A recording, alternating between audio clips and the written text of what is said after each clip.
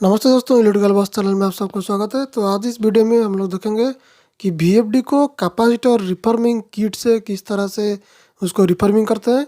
आप लोग पिछले वीडियो में देखे होंगे कि जो हम वैरिएक लगा के रिफॉर्मिंग किए थे और बहुत जगह लोगों में तो उसको रेक्टिफायर लगा के भी रिफॉर्मिंग कर देते हैं। तो यहाँ पे हम लोग देखेंगे कि DC रिफॉर्मिंग किट से किस तरह से VFD को रिफॉर्मिंग किया जाता है। तो ये जो हमारा रिफॉर्मिंग किट है, अपलब कंपनी का रिफॉर्मिंग किट है, ये 100 से 1000 वोल्ट डीसी तक दे सकता है। 1 एम्पियर उसका लोड है मैक्सिमम। तो उसका जो डीसी का प्लस माइनस केबल है, हमारा यहाँ पे VFD में जो प्लस माइनस लिखा हुआ है UDC प्लस UDC माइनस, जो डीसी बस में कनेक्टेड होता है, उसमें एक MCB के थ्रू 2 एम्पियर का MCB है, C2 लिखा हुआ है। तो 2 एम्पियर का MCB से उसको सीरीज में दिया हुआ है हमारा VFD को। तो यहाँ से जो DC रिफॉर्मिंग किट है उसमें से हम DC वोल्ट निकाल के दे रहे हैं। तो इसलिए VFD का जो DC पॉइंट है उसमें डायरेक्ट DC बस में लगा देने से वो वोल्टेज पूरा कैपेसिटर को चला जाएगा और कैपेसिटर रिफॉर्मिंग हो जाएगा। तो इसी वजह से डायरेक्ट DC हम कैपेसिटर का जो DC वोल्टेज जहाँ पे पॉइंट है वहाँ पे लगाए हैं। तो देखिए अभी यहाँ पे मशीन ऑन कर दिया है। तो यहाँ पे देखिए 0.08 kV लिख रहा है, मतलब यहाँ पे अभी 80 वोल्ट निकल रहा है।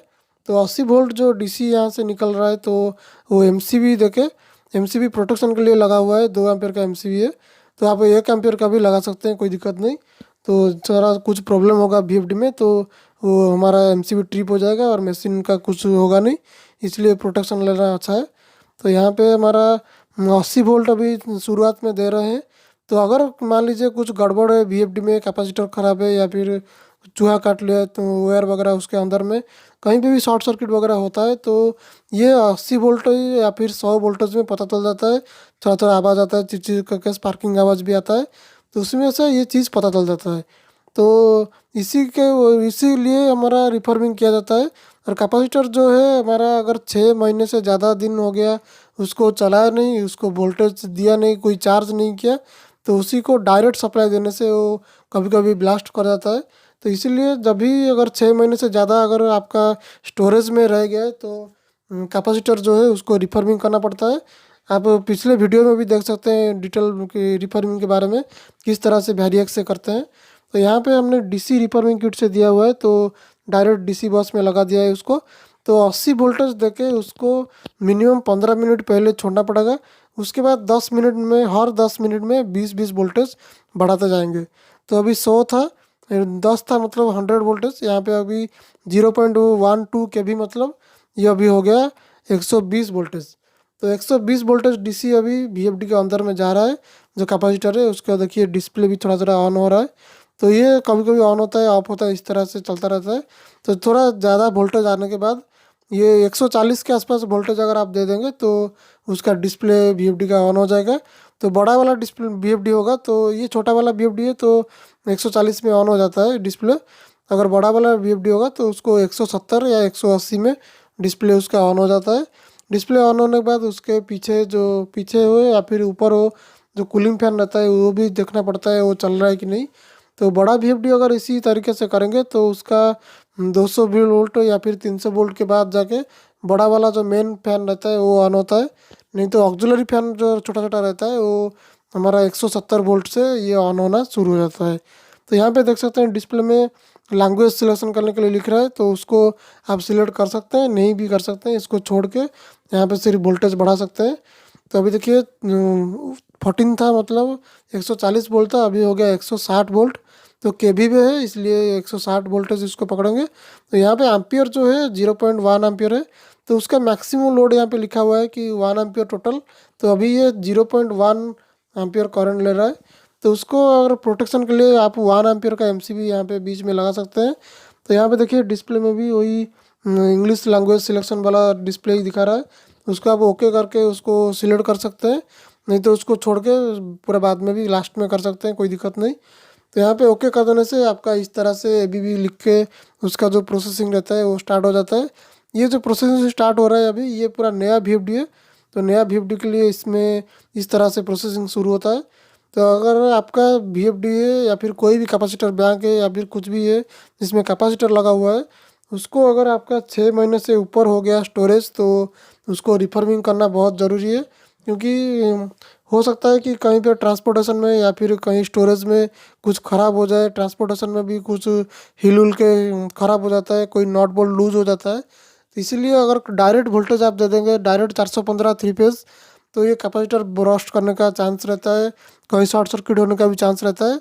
तो ये अगर VFD में कुछ प्रॉब्लम होगा, आप 80 वोल्टेज या फिर 100 वोल्टेज से शुरुआत करेंगे, तो आपको पता चल जाएगा कि स्पार्किंग, थोड़ा थोड़ा स्पार्किंग होगा और आपको पता चल जाएगा, और आप उसको बंद करके पूरा VFD खोल के आप उसको चेक कर सकते हैं।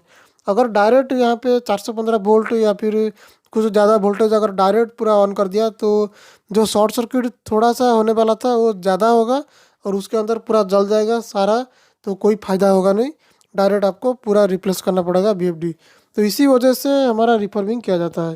तो यहाँ पे आप देख सकते हैं एक्चुअल वैल्यू में जाके पैरामीटर के अंदर घुस के, तो DC वोल्टेज कितना दिखा रहा है यहाँ पे। तो आप यहाँ से देख सकते हैं अभी 180 दिया हुआ है, तो यहाँ पे 177 दिखा रहा है, तो 3 वोल्टेज का डिफरेंस दिखा रहा है। तो ये चलता रहता है, कोई दिक्कत नहीं।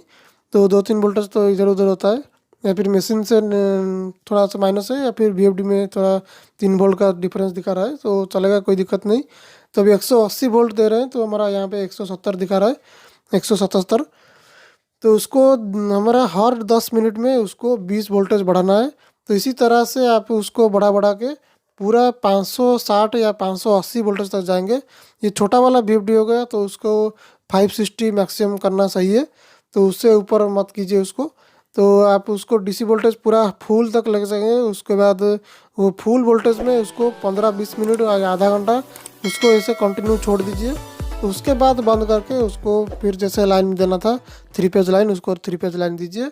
तो उसमें VFD का जो कैपेसिटर है वो पूरा रिफॉर्मिंग हो जाता है। अगर आपका बड़ा VFD है, ज़्यादा एम्पियर का VFD है, जैसे मान लीजिए 500 एम्पियर का, 600 एम्पियर का, उसमें बड़ा बड़ा VFD है, तो उसको हमको मिनिमम टोटल आवर जो है रिफॉर्मिंग का आपका 2 घंटा से 2.5 घंटा लगेगा। तो याद रखिए हर 10 मिनट में 20-20 वोल्टेज बढ़ाना है। बड़ा VFD वगैरह होगा तो उसको हर 10 मिनट में 10 वोल्टेज बढ़ाना है।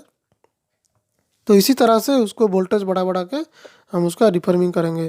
तो वीडियो को हमने थोड़ा यहाँ पे फास्ट किया हुआ है, तो ज़्यादा लेट होगा पूरा दिखाएंगे प्रोसेस। तो हमने यहाँ पे जल्दी जल्दी किया हुआ है, तो मतलब पूरा सही किया हुआ है, लेकिन वीडियो को थोड़ा एडिट करके जल्दी दिखा रहे हैं आपको।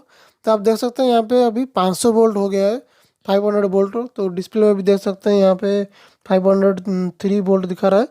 तो इसी तरह से आप उसको बढ़ा बढ़ा के छोटा वाला VFD 560 तक, और बड़ा वाला VFD जो है जिसका इनकमिंग 415 है, उसी का बात बोल रहा हूँ, उसको मैक्सिमम आप 590 तक जा सकते हैं, 590, जिसका इनपुट वोल्टेज 415 है। तो उसके बाद अगर आप जो VFD अगर कर रहे हैं 690 का VFD कर रहे हैं, जिसका इनपुट 690 वोल्ट है, उसको आप 1000 वोल्ट तक DC दे सकते हैं, कोई दिक्कत नहीं। लेकिन 415 वाला जो 3 फेज VFD है, उसको जो DC वोल्टेज हम दे रहे हैं उसका मैक्सिमम आप 580 590 तक देंगे, और 690 वाला को मैक्सिमम आप 1000 वोल्ट तक दे सकते हैं।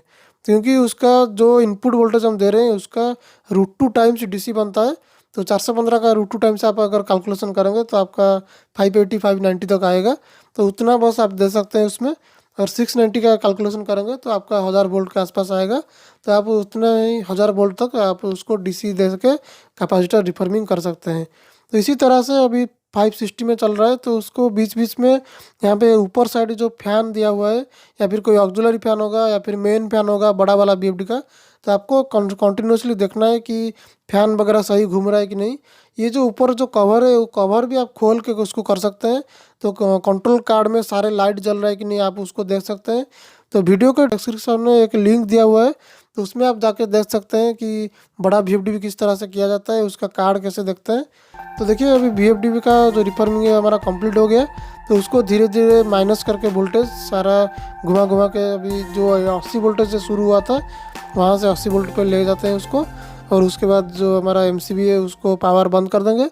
तो रिफॉर्मिंग जो हो रहा है अभी पावर बंद करने के बाद 5 मिनट वेट कीजिए। वेट करने के बाद जाके उसका वायर जो है खोलिए, नहीं तो आपको शॉक लगने का भी चांसेस है।